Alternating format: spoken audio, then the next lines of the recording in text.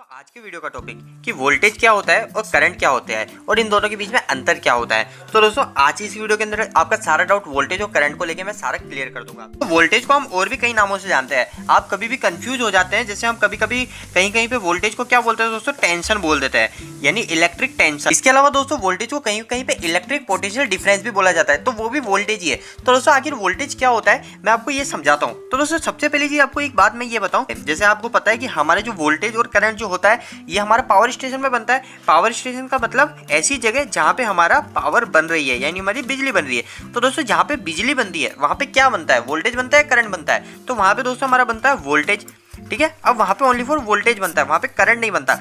Current हमारा कहाँ बनता है वो भी मैं आपको बताऊंगा। दोस्तों सबसे पहली चीज आपको एक बात क्लियर कर दूं मैं बहुत अच्छे से। जैसे आपने कभी बैटरी देखी होगी, जैसे ये हमारी एक बैटरी है, ठीक है। तो इस बैटरी पे हमारे दो टर्मिनल होता है, एक होता है दोस्तों पॉजिटिव और एक होता है नेगेटिव। अब दोस्तों जहाँ पे पॉजिटिव नेगेटिव की बात आ जाती है ना, ये हमारी सप्लाई हो जाती है डीसी सप्लाई, ठीक है, डीसी सप्लाई। बट आपको पता है डीसी सप्लाई में वोल्टेज और करंट तो होता है। आपने जो बैटरी देखी है वो 12 वोल्ट की है, उसका भी कुछ करंट होता है। डीसी में दोस्तों हमारा फेस न्यूट्रल नहीं होता, उस फेस न्यूट्रल की जगह हमारा होता है पॉजिटिव और नेगेटिव। तो दोस्तों हम मानते हैं जैसे हमारी एक बैटरी है जो 150 AH की है और वो फुल चार्ज है। अब वो फुल चार्ज होने के बाद में दोस्तों क्या बिहेव करेगी, वो बिहेव करेगी जब भी हम इसको लोड पे कनेक्ट कराएंगे। तो दोस्तों इसमें करंट तो पहले ही इकट्ठा है, पर इसके अंदर दोस्तों हम क्या वोल्टेज फुल कर देते हैं। जैसे ही वोल्टेज में चार्ज इकट्ठा हो जाता है और वोल्टेज का चार्ज इकट्ठा होने के बाद जो हमारा जो करंट होता है, करंट का काम क्या होता है, करंट जो नेगेटिव होता है ना, ये नेगेटिव साइड और ये पॉजिटिव साइड, इस नेगेटिव साइड से पॉजिटिव साइड हमारा करंट फ्लो करता है, ठीक है। और वो करंट जो फ्लो कराता है वो होता है दोस्तों हमारा वोल्टेज। अभी आप बिल्कुल सारी चीजें इसको क्लियर समझ जाओगे। जैसे आप ये मानिए एक हमारी पानी की टंकी है, ठीक है, ये ऊपर एक पानी की टंकी रखी हुई है और एक नीचे पानी की टंकी रखी हुई है। अब यहाँ पे मैंने एक नल लगा रखा है, ठीक है, ये नल ओपन है, ठीक है, ये पानी की टंकी यहाँ पे पानी भरा हुआ है। तो अभी क्या होगा दोस्तों, हमारा पानी नीचे कंटिन्यू गिरता रहेगा। कब तक गिरता रहेगा, जब तक हमारा ये ऊपर से हमारा जो पानी भरा हुआ है इस पानी का प्रेशर लगता रहेगा।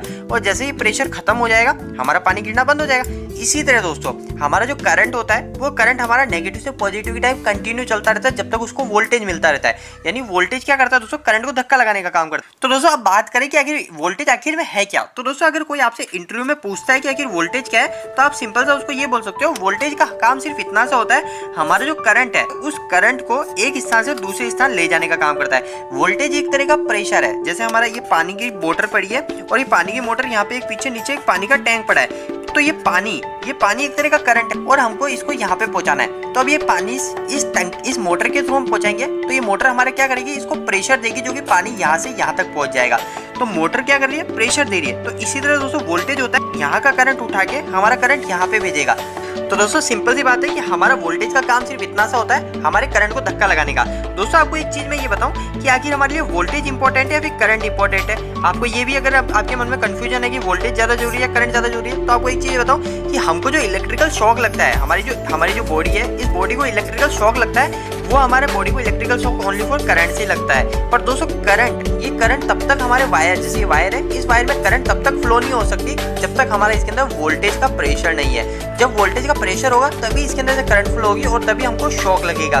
और कोई भी उपकरण चलता है, जैसे हमारी एक मोटर है, तो ये मोटर किससे चलेगी, हमारा इसके अंदर जब तक करंट नहीं आएगा। हम बोलते हैं ना दोस्तों बिजली नहीं आ रही, तो वो बिल्कुल सही बोलते हैं, बिजली मतलब हमारा करंट नहीं आ रहा, और करंट तभी आएगा जब हमारे वोल्टेज आएंगे। जैसे दोस्तों अगर मानते हैं कि पावर स्टेशन का पूरा पावर आपके हाथ में है, ठीक है, आप जब चाहो उसको बंद कर सकते हो, आप जब चाहो उसको चालू कर सकते हो। तो पावर स्टेशन आपने बंद कर दिया, पावर स्टेशन जैसे ही बंद करेगा ये पावर स्टेशन क्या करेगा, वोल्टेज बनाना बिल्कुल बंद कर देगा।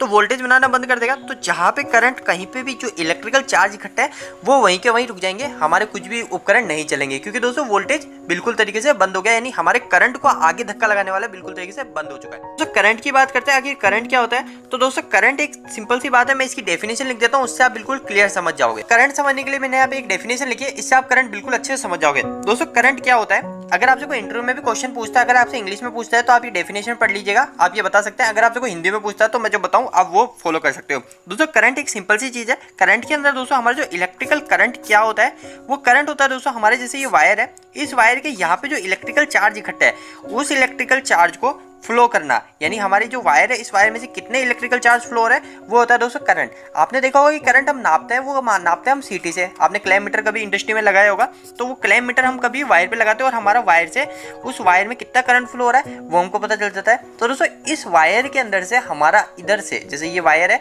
इस वायर में जैसे मैंने क्लैम मीटर यहाँ लगाया, तो इस जगह से हमारा यहाँ से यहाँ पे कितना करंट, कितना इलेक्ट्रिकल चार्ज फ्लो हो रहा है वो दोस्तों कहलाता है करंट। अब इलेक्ट्रिकल चार्ज मैंने आपको बताया ना तभी फ्लो होगा जब हमारा इसमें वोल्टेज होगा। तो दोस्तों अब आपको वोल्टेज और करंट के अंतर को पता चल गया होगा। तो दोस्तों अब बात करते हैं, जैसे मैंने भी आपको बताया कि फ्लो ऑफ इलेक्ट्रिकल चार्ज हमारा करंट कहलाता है और करंट ऑलवेज फ्लो करता है नेगेटिव टू पॉजिटिव साइड। जैसे मैंने अभी आपको बताया था एक एग्जांपल के तरीके से कि हमारी एक बैटरी है जिसके अंदर एक पॉजिटिव टर्मिनल और एक नेगेटिव टर्मिनल है, और जब इसके अंदर हमारे वोल्टेज चार्ज इकट्ठे हो जाएंगे तो हमारा क्या होगा दोस्तों, जो करंट होगा वो नेगेटिव से पॉजिटिव की साइड जाने की कोशिश करता है। ठीक है, तो हमारा जो करंट होता है हमेशा ऑलवेज मूव करता है, हमेशा करंट फ्लो करता है, वो करता है दोस्तों नेगेटिव साइड से पॉजिटिव साइड की तरफ। अब दोस्तों नीचे एक और चीज है कि करंट की एसआई यूनिट, यानी करंट को हम बोलते किस में, वो बोलते हैं दोस्तों हम एम्पियर में। मतलब हम करंट को किस में नापते हैं, आप कभी भी किलोमीटर से करंट नापते हैं तो वो किस में नापते हैं, आप बोलते हैं ना कि इसमें से इतना एम्पियर करंट फ्लो कर रहा है, तो वो एम्पियर में नापते हैं और इसको शो करते हैं ए से। तो दोस्तों इस वीडियो खत्म करने से पहले आपके मन में एक और मैं डाउट क्लियर करूँ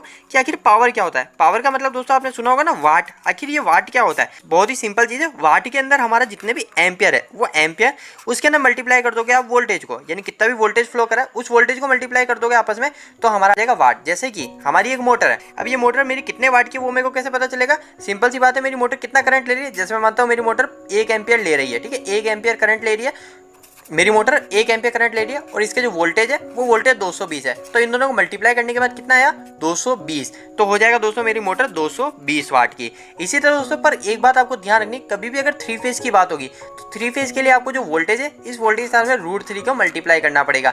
ये होता है √3 के मतलब 1.732, मतलब आपको एम्पियर इंटू वोल्टेज इंटू 1.732 को मल्टीप्लाई करना पड़ेगा और आपका आंसर आ जाएगा दोस्तों वाट में। तो दोस्तों उम्मीद है कि आपकी छोटे से वीडियो के अंदर कुछ डाउट क्लियर हुए होंगे। दोस्तों अगर ये आपको वीडियो अच्छा लगा हो तो इस वीडियो को लाइक करके जरूर बताइएगा।